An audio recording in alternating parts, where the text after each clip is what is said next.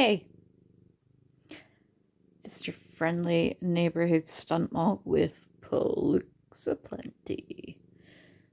Combination of anxiety and a bit of building work going on over the war. So I guess today's Autsplaining. I should talk about what's affecting me the most, and what's affecting me right now is my sensory processing disorder. Yep, sensory processing disorder. Now, if I were clever enough, I would have a whole thing coming along and, flashing up, telling you. Our special words are sensory processing disorder. What it means is that ever since I was born, all of my senses are like dialed up to 11 immediately. And I think that's something that my mum would vouch for, because she always joked that I could hear a pin drop. And it would take literally nothing to wake me. I'm a really sensitive sleeper to this day. And what's really annoying about it is that I can't, unless it's something from directly beside me, I can't control it. And I can't do anything about it. So I have a latent kind of headache or pain that I experience on a day-to-day basis, which is not fun, to say the least, that I'm semi-used to. It's unusual for me to feel like I'm comfortable entirely. There's usually, if I sit and I do the mindfulness stuff, I can find something to take me out of it. Where I'm sitting right now, in my front room, because I've come downstairs, more on that in a bit, where I'm sitting is the most soundproof space in my home. The only trouble is, at some stage, I will need to go back upstairs, and with the leg as it is, and my head killing me, it makes me dizzy, and the sensory processing disorder is not just painful and uncomfortable, because it's all five senses. It's all of them. It's smell, it's touch, it's taste, it's sight. Smell, touch, taste, sight, taste, touch. Heat? Is that the fifth? I can't even remember the five senses at this point. That's how messed up my head is right now.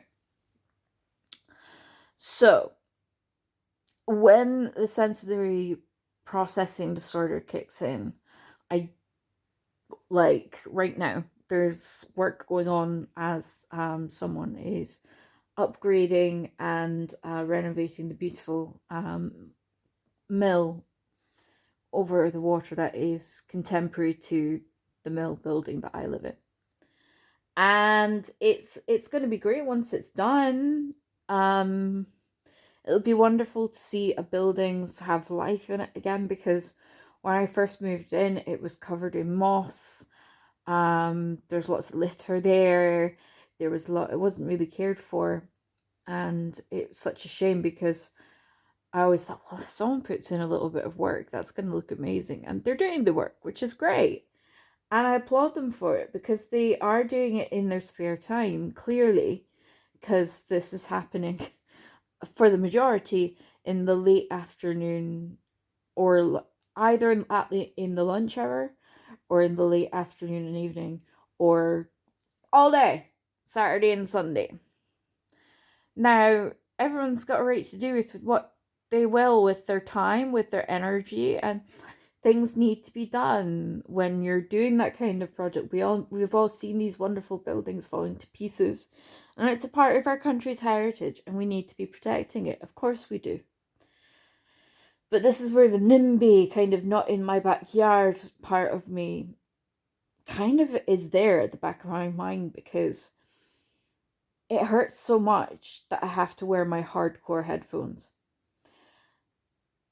that means that I lose one of my sensitives because they're completely noise blocking. Losing your hearing kind of imbalances you a little bit as well, so already unstable, made more unstable. I have all these little kind of rubbing marks at the side of my ears that you might not be able to pick up on. That really, really, really, really, really, really, really, really hurt. I sleep on my sides, and you can tell that I snuggle in because that's where the plooks are.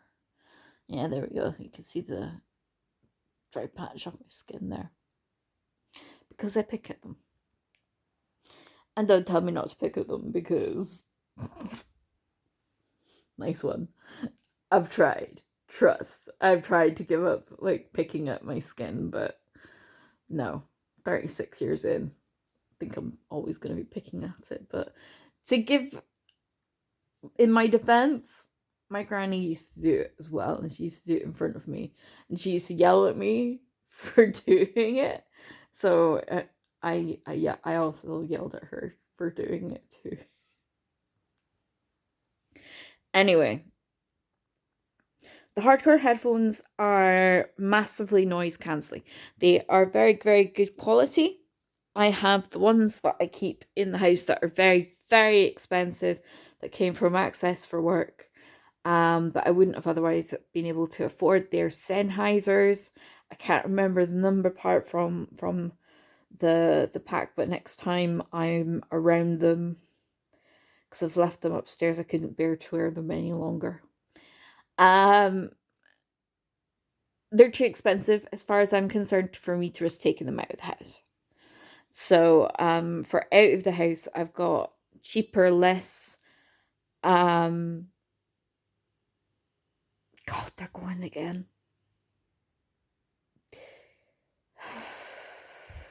Sorry.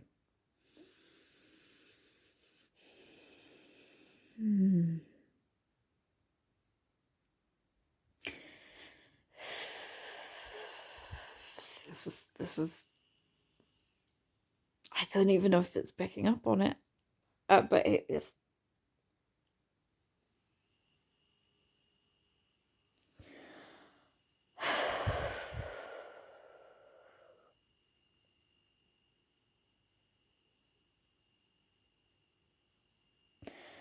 And again, if I could, I need to play with YouTube and figure out editing and things like that. Let me try and push through.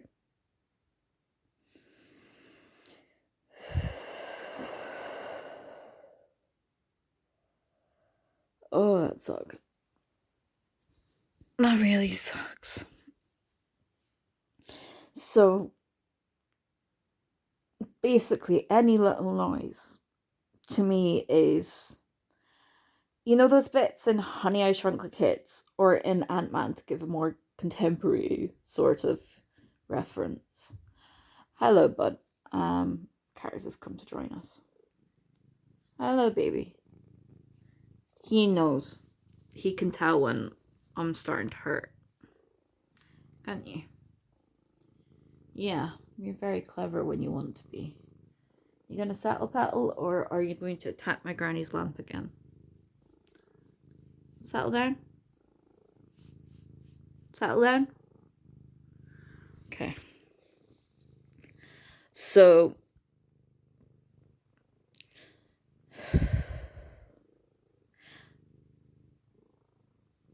when what feels, it's like in the bit in Ant-Man, which is so Edgar and Joe is not real.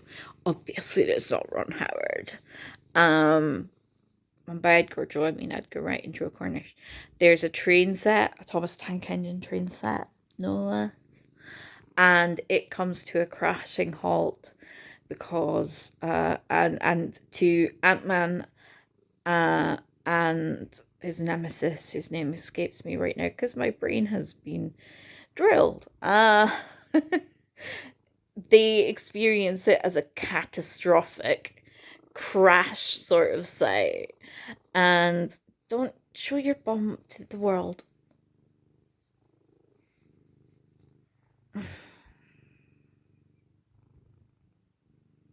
Happy now?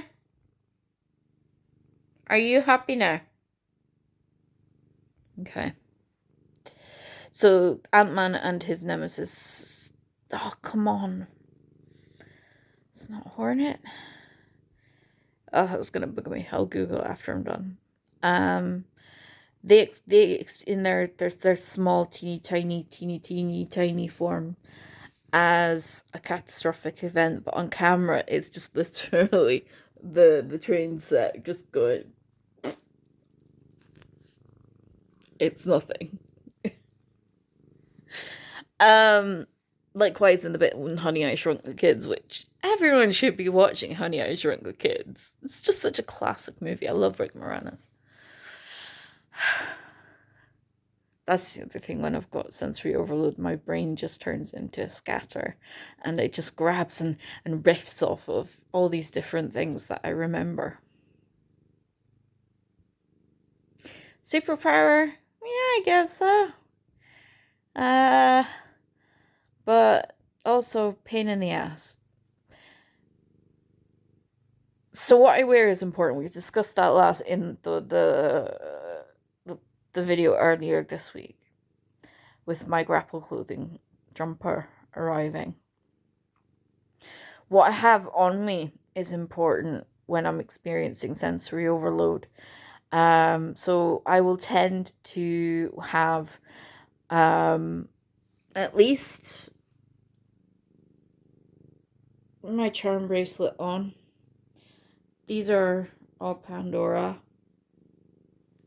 Very handy for fiddling with. And they've been gifts from people throughout. To my mum, my dad, my sister, my cousin. And I recently had to go from leather to torque. Because I have so many charms and I want to wear them all. So I can't do leather anymore. It breaks. Catchers obviously thinks this is about his bum now. I have my spinny ring or something fidgety on, because there are things that you can carry with you in your handbag that can really help fidget. So I do have a good variety of fidget toys. Bonnie's given me some. My former colleague and my manager and my friend, Bonnie's given me some that she's found that's helped other people that she knows with not so much autism but ADD, but smells really important as well.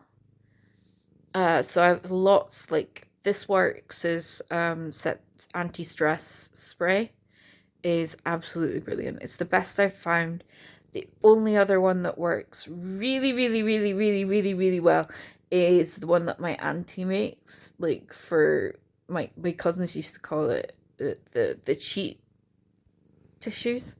Because she's very good at her potions and her lotions, and she just comes up with these concoctions that really help with concentration and really help with memory, but also keep you in the moment.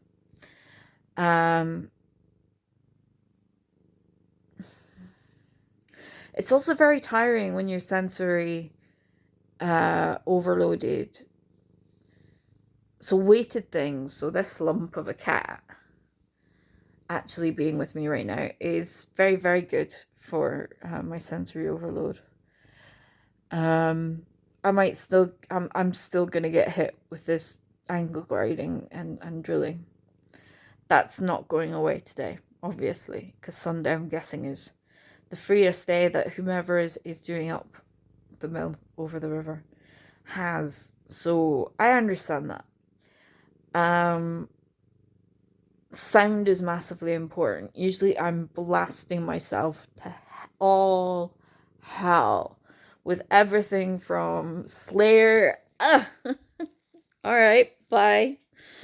With everything from Slayer to Kylie to Taylor Swift to Metallica to my Manics to some hardcore to some Mongol Horde to some Frank Turner to I have an eclectic kind of mix, but either way, it's blasting, like Biffy Clyro blasting in my head because it blows everything away.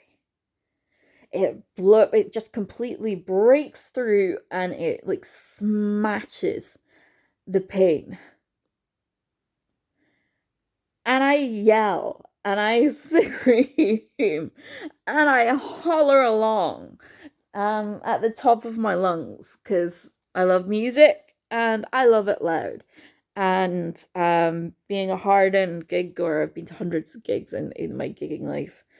Uh, I've probably got just low level tinnitus just generally, but just really just knocking the crap out of the pain in my head.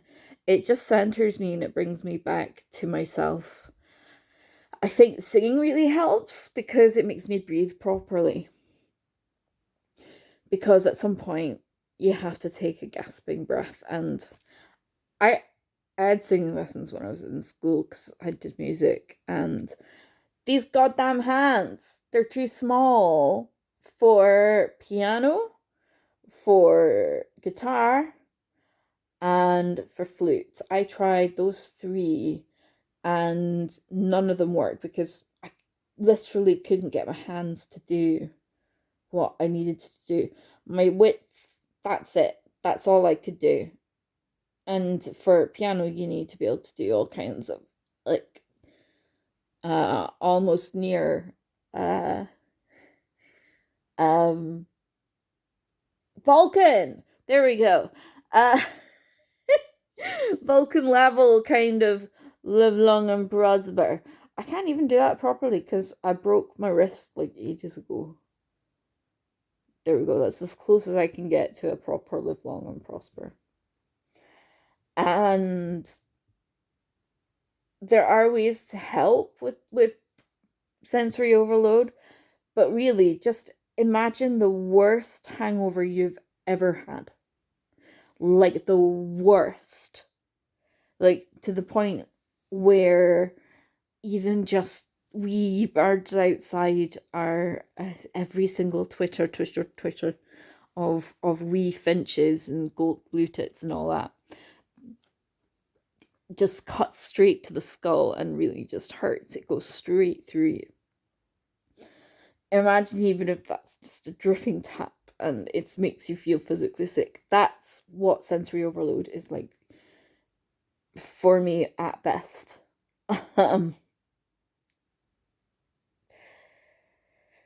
So I can help with the sensory overload. There are things I can do with the sensory overload, but once I'm hit, I'm hit. It's especially tough right now because of my leg. I'm not allowed to take one of my medications, which is just superb for sensory overload migraines, because that's essentially what I've got right now. Sensory overload migraine. But unfortunately, it hinders the regeneration of calcium. And I got 2 broken bones to fix. So the doctor said no to it last time I asked. They were fairly adamant that I had to keep away from it, which is a bugger at this time of year because all of the sunlight is low level and really catches your eye. And transitions work, but they're just sometimes they're not quite as quick as you would like. Like you could turn a corner and it goes whooshing.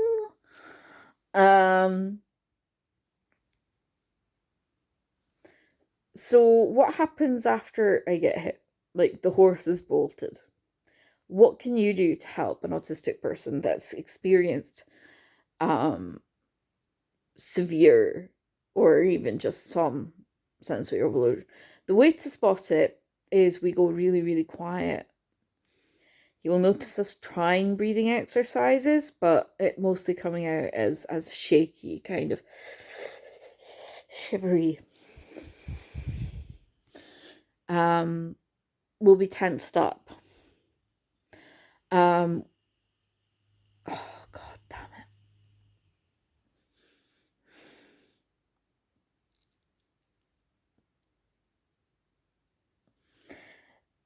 We'll be wincing if we're walking. Every step will be, oh my gosh.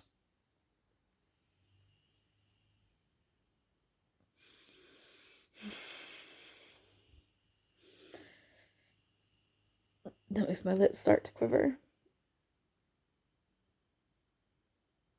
The wincing. I've tensed up, so I'm gonna need to have a bath later. Um, the best thing you can do for someone that's being hit like this is remove them from the space that is causing the problem. If that is building work and there is literally nowhere you can go, just make sure that your autistic friend, your pal, your confidant, your partner, just make sure they're safe. Make sure that if they are in public, there's somewhere they can go just to sit down and just to catch their breath. Encourage them to take some breaths, some deep breaths. Now, a hissy fit might follow. I have had sensory overload turn into on a dime into a meltdown on me.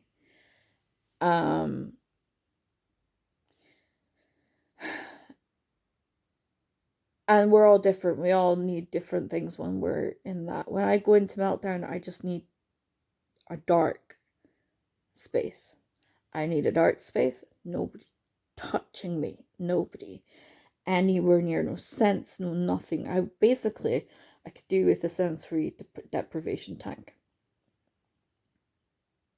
But every one of us is different. This is just my experience of sensory overload.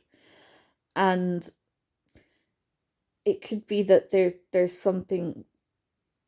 some value in having a conversation about sensory overload, whether you're autistic and you've just gotten your diagnosis and you're realizing that these sensations that you've felt all your life, that you just crammed it back, because that's what I've done all my days. Every single otherness that I have experienced, whether it's my non-binary stuff, whether it's my autistic stuff, is all stuff that I've just basically shoved down, because everyone else around me is fine and they're getting on with things and they're just doing stuff, and what the hell, you freak, just push through. God damn, what, just push it back.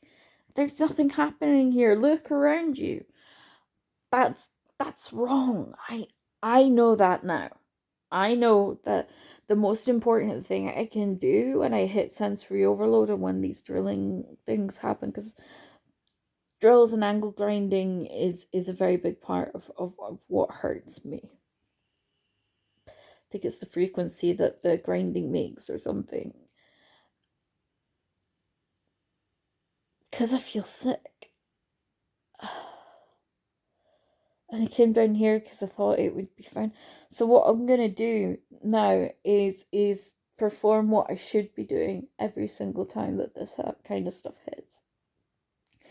And that is exercising self-care. Now that is a bit of crappy jargon that we're seeing everywhere. It's a buzzy phrase. I know it's cheesy, but it actually means a great deal. You need to be kind. I'm gonna start yelling because this is how I also block out. Singing is loud and it just goes. I got my Marshall amp over there. I'm just gonna, apologies to my neighbor William. He's probably sleeping off campaign stuff. I feel so bad. This is my first election as a party member and I haven't been able to do anything. Once Smiley's back, I can at least offer to drop leaflets round. And that'll be good wee drives for me to get back into the swing of things. Anyway, self-kindness right now is raising my voice. Sharing my experience with you guys, whether there's 5 or 6 of you. Or nobody at all. And I think this might err on the nobody at all, because let's face it, I do ramble. but I will turn on my TV. I will turn it up. And I think today we're going to go for just trying to get fixated in a series. Screw you, Channel 4, for not making the first three series of Married at First Sight Australia available. That's mean. Don't show that they're there and tell me I can't have them. Harsh.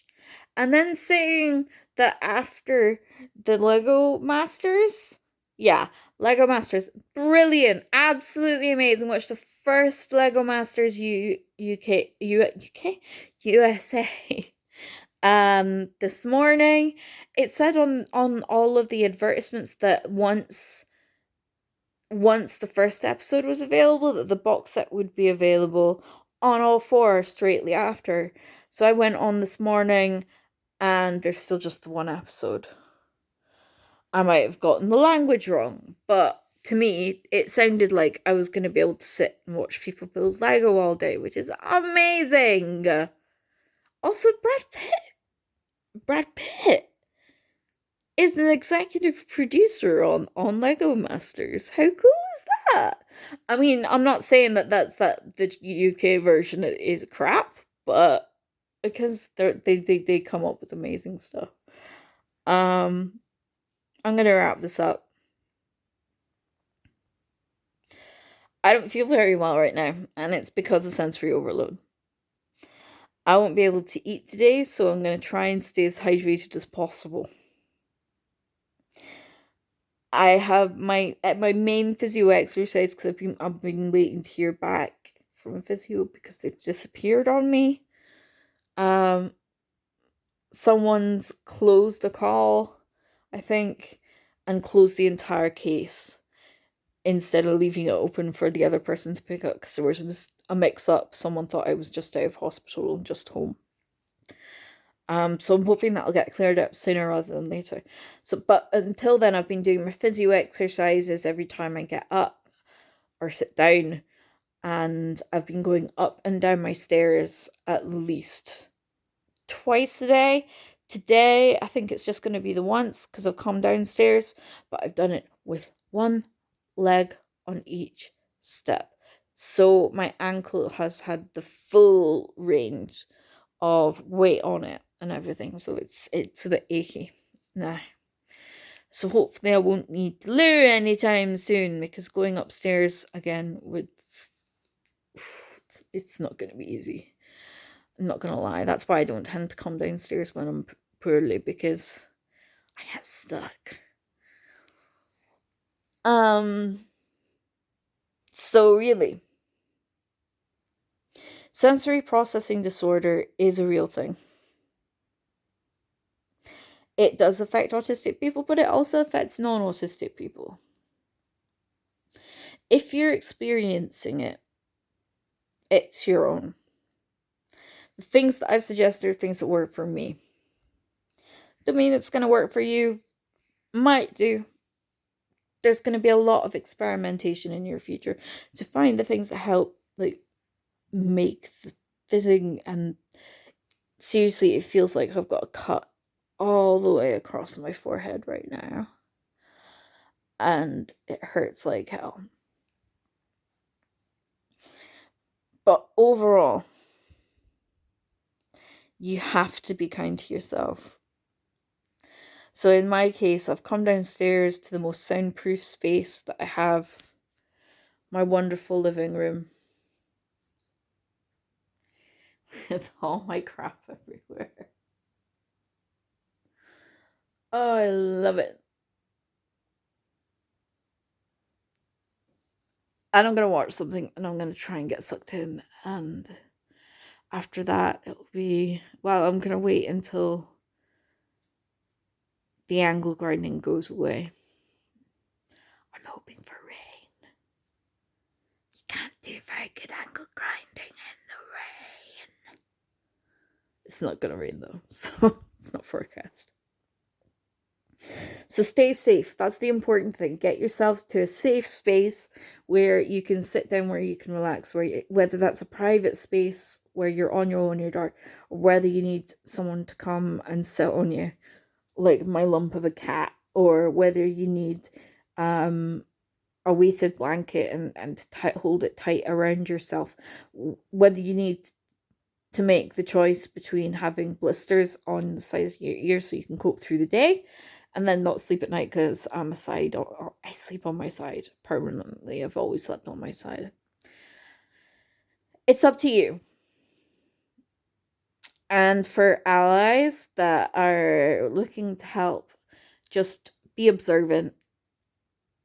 Don't presume that something's going to kick us off, especially if it's a special interest. We'll tend to, or at least I tend to, kind of build myself up for those things, and so that the sensory stuff is completely shrunk back by what's exciting to me. It's like gigs. I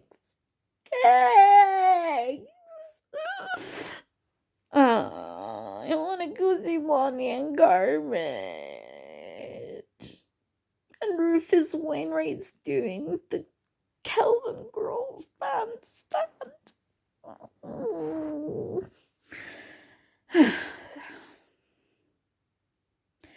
So, allies, just be attentive. And if you notice something helps, maybe come up with a plan of attack and agree it with each other. In case of XYZ can be kind of helpful for a normal to appreciate and understand how they can help, because that's a lot of the time when something hits. I have a lot of people that rush around me because I crumple, and I really appreciate that, but at the same time I kind of need my breathing space. That's part of the problem. I want to thank anyone that's helped me out whilst I've been having sensory overload issues, because I'm not easy. I can go mute, and I stammer, and it's horrible, and I'll just start bawling out of nowhere because that's just how the pain comes out. I want to be answering your questions. I want to be feeling better. I don't want to be like this, but it's the brain I was dealt with, and my experience is my own. Yours might be different. Pop off in the comments below. And please do remember to like and subscribe and share. Share the wealth, share the knowledge. And if your experience doesn't ring true to mine, feel free to make your own videos, because I'm finding this really helpful for me. It's the only reason that I'm keeping doing it. I'll probably get bored of it eventually. But until then, stay safe, stay hydrated, take your meds at the scheduled time, or you'll be up half the night and then have blister ears, and then they'll start drilling in the morning and you'll have a crappy day. Note the paleness. The paleness is real. I look like I'm dead, honestly. If I didn't have plukes, you'd think I was dead. I was a zombie. Shout out again to Inkbox. This is me trying one of their bigger creations. I love it. Again, getting ready for when I can finally get in and get my tattoo done. And yay! Say goodbye to this mop. I'm gonna make an appointment. It's gonna be gone. Can't wait. So, until next time, be you, be free, be careful. And if you can't be careful, then, well, take them bumps when they come. Because they'll come, but you'll get back up again eventually. And to people that angle grade over the weekend, I hate you! I know you're doing something wonderful and beautiful and you're preserving our culture, but I still hate you. I still hate you, really. I don't. I really respect what you're doing and the work that you're putting into making sure that a building that doesn't crumble. And it'll put the price of my flat up, which is always good. Take care. Be kind to you and be kind to everybody else, because it doesn't take a second to just be a little bit kind to someone. It takes more time to be mean, snarky, and rude than it does just to be kind. Take care.